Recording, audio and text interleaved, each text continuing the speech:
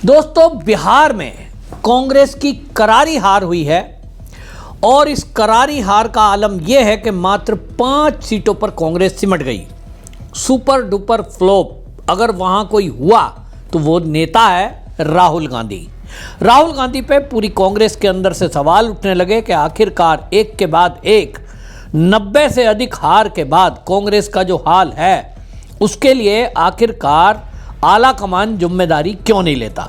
आला कमान का बात करें तो सोनिया गांधी प्रचार में नहीं आती है और इस समय कांग्रेस के सारे फैसले राहुल गांधी ले रहे हैं। राहुल गांधी ने ही बिहार में फैसला लिया, अल्लाह वरू को उन्होंने इंचार्ज बना के भेजा जिसने पूरे टिकटों का बंटवारा किया।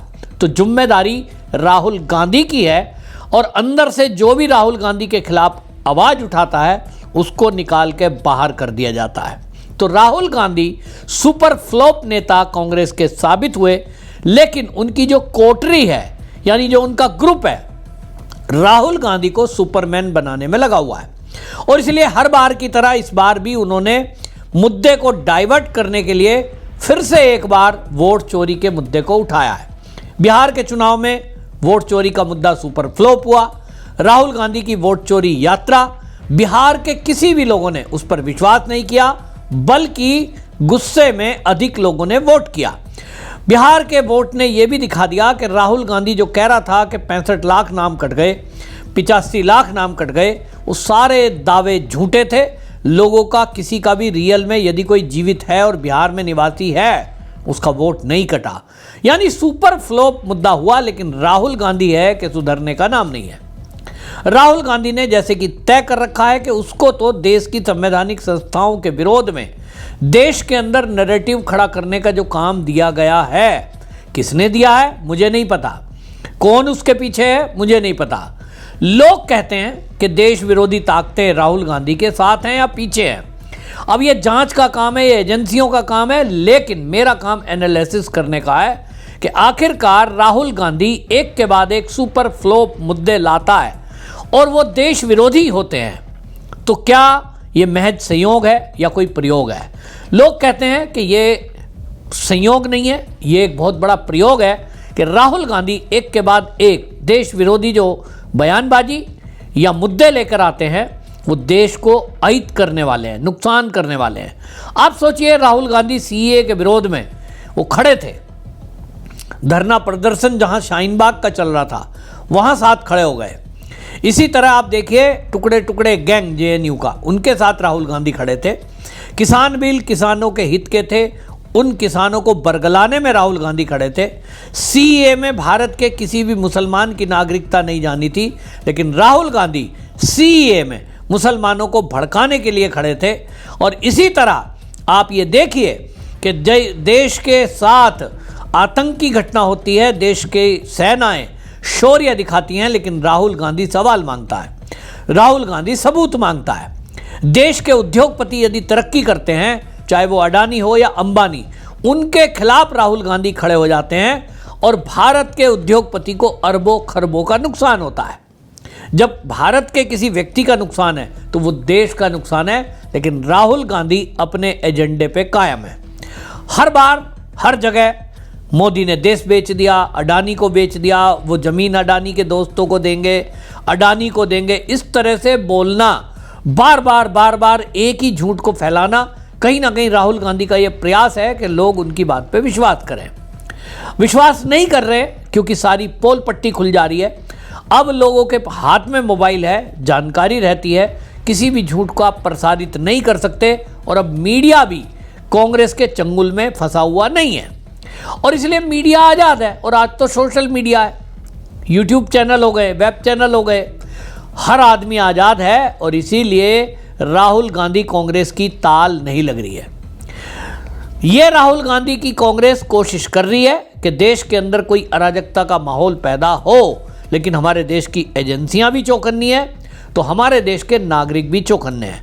आपने सुना कि राहुल गांधी ने जिस तरह से हरियाणा का वोट चोरी का मुद्दा उठाया था, सुपर फ्लॉप हुआ, कोई तथ्य नहीं थे, लोग सामने आ गए और लोगों ने कहा कि हमारा नाम राहुल गांधी ले रहे हैं, हमारा नाम तो ये रहा। अरे भाई, आप कहीं ब्राज़ील की किसी मॉडल को लेकर आते हैं और कहते हैं साहब 20 जगह वोट पड़ी हुई है, ये देखिए लोग कह रहे हैं साहब फोटो गलत होगी लेकिन वोट तो हमने ही डाला है, जिनका नाम लिखा है वोटर लिस्ट में वोट तो उन्होंने ही डाला है। तो राहुल गांधी को लगा ये तो पीपीटी फेल हो गई, एक बार फिर विदेश चलो, फिर वहां से कोई मुद्दा लेके आओ। और इस बार इन्होंने फिर से एक बार एसआईआर के विरोध में 14 दिसंबर को दिल्ली के रामलीला मैदान में बड़ी रैली करने का घोषणा कर दी।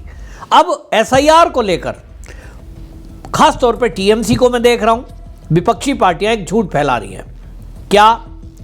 एसआईआर में बीएलओ काफी दबाव में है और एक खबर फैलाई जा रही है, केरल में 2 मर गए, महाराष्ट्र में 1 मर गया, गुजरात में 3 मर गए। तो भैया मौतों का डाटा आपके पास आ कहां से रहा है? पहली बात। दूसरी बात, देश के अंदर जो बीएलओ है वो पूरे देश में करोड़ की संख्या है। ये करोड़ की संख्या के बीएलओ, इनमें से कोई हार्ट अटैक में होंगे, कोई डिप्रेशन में होंगे, कोई घर का झगड़ा होगा, आप उसको एसआईआर से जोड़ रहे हैं। मैं खुद व्यक्तिगत रूप से ऐसे 20 बीएलओ से मिला हूं जो मेरे क्षेत्र में काम कर रहे हैं और मेरे पास उनकी वीडियो है, क्योंकि मैंने वीडियो इसलिए बनाई कि कल को मुझसे कोई कहेगा कि आप अपनी तरफ से बोल रहे हो। मेरे पास वीडियो है, मैं आपको चैनल बता सकता हूं, चैनलों पे पड़ी हुई है। वो बीएलओ कह रहे हैं, बल्कि महिला बीएलओ जो अपने घर का काम भी करती है, बच्चों को संभालती है और फिर वो वोट बना रही है, वो कह रही है कि क्या हो गया, हमको काम करना पड़ रहा है। एक बीएलओ को एक बूथ दिया गया है और उत्तर प्रदेश में तो योगी आदित्यनाथ ने व्यवस्था की है, सिविल डिफेंस के कार्यकर्ताओं को, लड़का लड़कियों को डीएम की तरफ से बीएलओ के साथ लगाया गया है मदद के लिए। यानी एक बीएलओ, उनके साथ 2 सिविल डिफेंस के लोग, उसके साथ बीएलए भारतीय जनता पार्टी या अन्य राजनीतिक दलों के, और कुल मिलाकर 4 से 5 लोगों की एक टीम होती है जिसको एक दिन में मैक्सिमम 10 परिवारों में जाकर फार्म भरना है। और आज की डेट में वो हिंदी में फार्म है एसआईआर का, खुद से लोग भर सकते हैं। बहुत सारे बच्चे पढ़े लिखे हैं, उसमें केवल नाम और पता लिखना है, फ़ोन नंबर लिखना है। 2003 में यदि वोटर कार्ड में आपका नाम है तो उसका नंबर डालना है। इतना काम बच्चे जो 5वीं 6ठी में पढ़े हुए हैं वो भी सरलता से कर ले रहे हैं। तो ये बीएलओ ये कैसे दबाव में है? लोग कह रहे सब प्रशासन का दबाव है। भाई अगर आप काम करने की नीयत ही नहीं है तो दबाव रहेगा। बहरहाल राहुल गांधी इस मुद्दे को उठा रहे हैं, कांग्रेसी टूल किट इसको प्रसारित कर रही है। अभी वो सोच रहे हैं कि एसआईआर का मुद्दा भी फेल हो गया, पब्लिक इसको मान नहीं रही है, जिनके वोट कट ही नहीं रहे, तो जब कटे ही नहीं रहे तो वो इनका मुद्दा तो फ्लॉप हो गया। तो अब नया मुद्दा लिया है बीएलओ। अब बीएलओ तो ऐसे मिल ही जाएंगे जो काम नहीं करना चाहते होंगे, मानसिक बीमार होंगे, शारीरिक बीमार होंगे, और वो कहेंगे साहब हम तो बहुत अरेस्ट हो रहे हैं, निकम्मे तो बहुत सरकारी नौकरियों में पहले ही भरे पड़े हैं। माफ़ करना मैं ऐसी बात कह रहा हूँ, सबको नहीं कह रहा हूँ, बहुत सारे लोग हैं ऐसे कि जो काम नहीं करना चाहते, बहाना ढूंढते हैं। और इस तरह से ममता बनर्जी को देखो, टीएमसी की खुद मुख्यमंत्री ये कह रही है बीएलओ दबाव में है, तो बीएलओ की हड़ताल करा दी, प्रदर्शन करा दिया उनका। तो ये भी इसी कोशिश में है कि बीएलओ के बहाने इस एसआईआर को बाधित किया जाए। लेकिन आप ये समझ लीजिए कि यदि एक बार सरकार ने ये विचार कर लिया है, चुनाव आयोग ने ये तय कर लिया है कि पूरे देश में एसआईआर होके रहेगा, तो वो होके ही रहेगा। भाई 1 महीने में नहीं होगा तो 2 में होगा, 2 में नहीं होगा तो 3 में होगा। आप टाइम बढ़ाने की बात कर रहे हो, बढ़ेगा। लेकिन राहुल गांधी की ये जो दिल्ली की रैली है ये भी सुपर डुपर फ्लॉप होने वाली है, क्योंकि कांग्रेसी अपने अस्तित्व की लड़ाई लड़ रहे हैं, कांग्रेसी कांग्रेस को बचाने की लड़ाई लड़ रहे हैं, कांग्रेसी राहुल गांधी को बचाने की लड़ाई लड़ रहे हैं, कांग्रेसी राहुल गांधी की लोकप्रियता जो घट गई है, पूरे देश में कहीं क्रेडिबिलिटी नहीं है। और आज की डेट में राष्ट्रीय पार्टी तो कोई राहुल गांधी को अपने साथ लेने को कतई तैयार नहीं है। अब क्षेत्रीय पार्टी भी आप देख लेना, बिहार की चुनाव के बाद ये हाल हो गया कि उनको कोई क्षेत्रीय पार्टी भी अपने साथ गठबंधन में लेने को तैयार नहीं है। पश्चिम बंगाल का चुनाव अभी आ रहा है, आप देख लेना, कांग्रेस को उसमें ममता बनर्जी शामिल नहीं करेगी। असम में चुनाव आ रहा है, कांग्रेस अपनी तरफ से लड़ेगी, उनके साथ कोई गठबंधन नहीं करेगा। क्यों? क्योंकि सब जानते हैं कि राहुल गांधी के आने का मतलब है उनकी वोट काटना।